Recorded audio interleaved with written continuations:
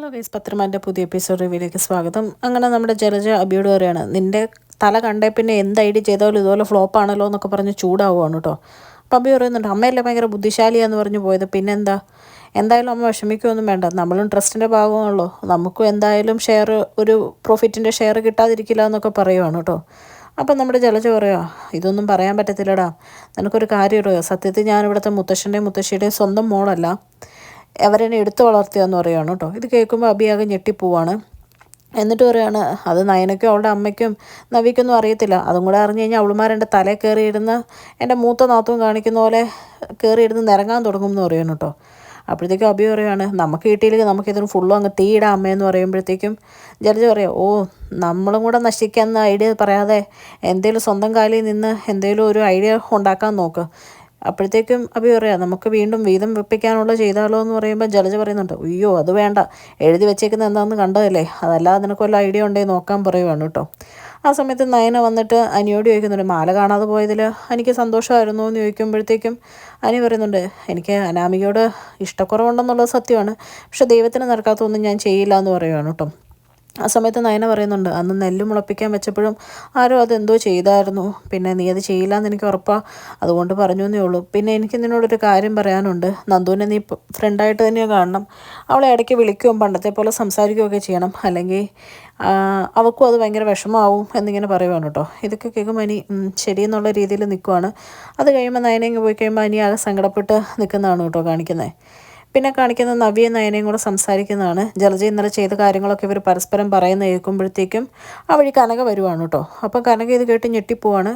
എന്നിട്ട് ചോദിക്കുകയാണ്, അവൾ എൻ്റെ ബാഗിൽ കൊണ്ട് മാല വെച്ചോ, അപ്പോൾ ഇന്നലെ എന്നെ അത് വെച്ച് പിടിച്ചിരുന്നെങ്കിലോ, നമ്മളെല്ലാം പുറത്താക്കാനായിരുന്നു അവളുടെ ഐഡിയ, നിങ്ങളിത് എന്നോട് പറയാതിരുന്നത് എന്താണെന്നൊക്കെ ചോദിക്കുവാണ് കേട്ടോ. അപ്പോഴത്തേക്കും നയന പറയുന്നുണ്ട്, സാരമില്ല പോട്ടെ, മുത്തശ്ശനും മുത്തശ്ശിയൊക്കെ ഉള്ളതല്ലേ എന്നിങ്ങനെ പറയുമ്പോഴത്തേക്കും നവ്യ പറയുന്നുണ്ട്, എന്താണേലും എനിക്കാണെങ്കിൽ അമ്മായിയമ്മയൊന്നും നോട്ടൊന്നുമില്ല, ഞാൻ രണ്ടെണ്ണം പറയാനുള്ളത് പറയും എന്നൊക്കെ പറയുവാണ് കേട്ടോ. എന്നിട്ട് പറയാം, പിന്നെ ഈ കുഞ്ഞിനെ ഓർത്ത് മാത്രമേ ഞാനിവിടെ നിൽക്കുന്നത്, അതും അവൻ്റെ അല്ലാന്നല്ല അവൻ പറയുന്നതെന്നൊക്കെ പറയുമ്പോൾ നയന പറയുന്നുണ്ട്, അവൻ്റെ അല്ലാന്ന് അവൻ പറഞ്ഞെങ്കിലും ചേച്ചിക്ക് അറിയാമല്ലോ സത്യം, നമ്മൾ കുറേയൊക്കെ അഡ്ജസ്റ്റ് ചെയ്യണം എന്നിങ്ങനെ പറയുമ്പോൾ നവ്യ നയനോട് പറയുന്നുണ്ട്, നീ ഇങ്ങനെ അമ്മായിയമ്മയുടെ ഇതൊക്കെ കേട്ട് നിന്നോ എന്നിങ്ങനെ പറയുവാണ് കേട്ടോ നയനയോട്. അത് കഴിയുമ്പോഴത്തേക്കും നവ്യ പറയുന്നുണ്ട്, ഞാൻ എന്തായാലും പറയാനുള്ളത് പറയും, പറയാതിരിക്കാനുള്ളതൊന്നും പറയാതിരിക്കാൻ പോകുന്നില്ല എന്നൊക്കെ പറയുവാണ്. അതിന് നയന പറയുവാണ്, പ്രശ്നമൊന്നും ഉണ്ടാക്കാതെ നമുക്ക് പോകാൻ ചേച്ചി മുമ്പോട്ട് എന്നിങ്ങനെയൊക്കെ പറയുവാണ് കേട്ടോ.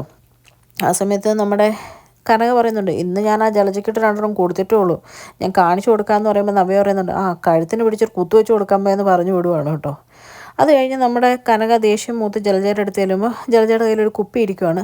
അത് കാണുമ്പോൾ നമ്മുടെ കനക ചോദിക്കുക, ഇതെന്താണെന്ന് ചോദിക്കുമ്പോഴേക്കും നമ്മുടെ ജലജ പറയും, ഇതൊരു സൂപ്പർ ജ്യൂസാണ്, ഫോറിൻ ജ്യൂസാണ്, കുടിച്ചോ വേണമെങ്കിൽ എന്ന് പറഞ്ഞ് കൊടുക്കുവാണ് കേട്ടോ. അത് നമ്മുടെ കനക എടുത്ത് കുടിക്കുന്നുണ്ട്. പക്ഷേ അത് ശരിക്കും വൈനാണ് കേട്ടോ. കുടിച്ച പാടെ നമ്മുടെ കനക ഫിറ്റ് ആവുകയാണ്. എന്നിട്ട് ഓരോ കാര്യങ്ങളിങ്ങനെ ദേഷ്യപ്പെട്ട് ജലജയോട് പറയുവാണ്, നീ ആരാന്നാടി നിൻ്റെ വിചാരം എന്നൊക്കെ ഇങ്ങനെ ചോദിക്കുവാണ് കേട്ടോ. അപ്പോഴത്തേക്കും നമ്മുടെ ജലജ മനസ്സിൽ ചിന്തിക്കുവാണ്, ഇത് എല്ലാവരെയും വിളിച്ചു കൂട്ടി കാണിച്ച് ഇവളെ ഇവിടെ നിന്ന് പുറത്താക്കാം എന്ന് പറയുമ്പോഴത്തേക്കും നമ്മുടെ കനക ജലജേനെ പേടിപ്പിക്കണം കേട്ടോ. മര്യാദയ്ക്ക് ഇവിടെ ഇരുന്നു, അല്ലെങ്കിൽ നിൻ്റെ തലകിട്ട് ഞാനിത് വെച്ച് അടിക്കും, നിന്നെ ഞാൻ എന്ത് ചെയ്യുമെന്ന് പറയാൻ പറ്റുമല്ല എന്ന് പറയുമ്പോൾ പേടിച്ചിട്ട് ജലജ അവിടെ കിടക്കുവാണ് കേട്ടോ. എന്നിട്ട് പറയാം, മര്യാദയ്ക്ക് നീ ഇവിടെ കിടന്നോണം, രാത്രി നീ എങ്ങാനും ഞാൻ ഉറങ്ങിപ്പോകുമെന്ന് ഓർത്ത് എഴുന്നേറ്റ് പോയി കഴിഞ്ഞാൽ ബാക്കി എൻ്റെ വായിൽ നിന്ന് നീ കേൾക്കും എന്നൊക്കെ പറയുവാണ് കേട്ടോ. പേടിച്ച് പറിച്ച് അങ്ങനെ തന്നെ ജലജ കനകയുടെ അപ്പുറം കിടന്ന് ഉറങ്ങുവാണ്. പിറ്റേ ദിവസം രാവിലെ എഴുന്നേറ്റ് ജലജ നോക്കുമ്പോഴത്തേക്കും കനക പയ്യെ കെട്ടൊക്കെ വിട്ട് എഴുന്നേക്കുവാണ് കേട്ടോ.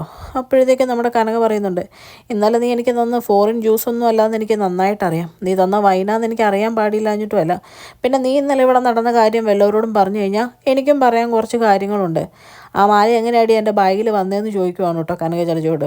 ഇത് കേൾക്കുന്ന ജലജ ആ കൂടെ ഇങ്ങനെ പേടിച്ചു പോവാണ്, ഇനി ഇവളെങ്ങാനും വിളിച്ച് പറഞ്ഞാലും എല്ലാവരോടും എന്ന് ഓർത്ത്. എന്നിട്ട് നമ്മുടെ കനക പറയുന്നുണ്ട്, നിന്നെ അരച്ച് കലക്കി എൻ്റെ മോള് നയനമോള് പഠിച്ചിട്ടുണ്ട്, അവളുടെ അടുത്ത് നിൻ്റെ വേലത്തരങ്ങളൊന്നും നടക്കുകയില്ല എന്നൊക്കെ പറയുവാണ്. ഇതൊക്കെ കേൾക്കുമ്പോൾ നമ്മുടെ ജലജയ്ക്ക് കൂടുതൽ ദേഷ്യം വരുവാണ് കേട്ടോ. എന്നിട്ട് കനക പറയുന്നുണ്ട്, നീ ഇന്നലെ തന്ന ഫോറിൻ ജ്യൂസൊന്നും അല്ലാന്ന് അറിഞ്ഞ് തന്നെ ഞാൻ എടുത്ത് കുടിച്ചേ, വൈനാന്ന് അറിഞ്ഞിട്ട് തന്നെ അടി കുടിച്ചേ, എനിക്ക് നല്ല ദേഷ്യം ഉണ്ടായിരുന്നു നിന്നോട് 4 വർത്താനം എനിക്ക് പറയണമെന്നുണ്ടായിരുന്നു, കുടിച്ച അതിൽ ഞാനങ്ങ് പറഞ്ഞു, അത്ര തന്നെ എന്ന് പറയുവാണ് കേട്ടോ. ഇതൊക്കെ കേട്ട് നമ്മുടെ ജലജയ്ക്ക് കൂടെ ദേഷ്യം വന്ന് ഒന്നും മിണ്ടാൻ പറ്റാതെ ഫ്രസ്ട്രേഷൻ അടക്കി പിടിച്ച് നിൽക്കുന്ന കാണിച്ചുകൊണ്ടാണ് കേട്ടോ ഇന്നത്തെ എപ്പിസോഡ് അവസാനിക്കുന്നത്. ചാനൽ ഇഷ്ടപ്പെട്ട ലൈക്ക് ചെയ്യാനും സബ്സ്ക്രൈബ് ചെയ്യാനും കമൻറ്റ് ചെയ്യാനും മറക്കരുത്.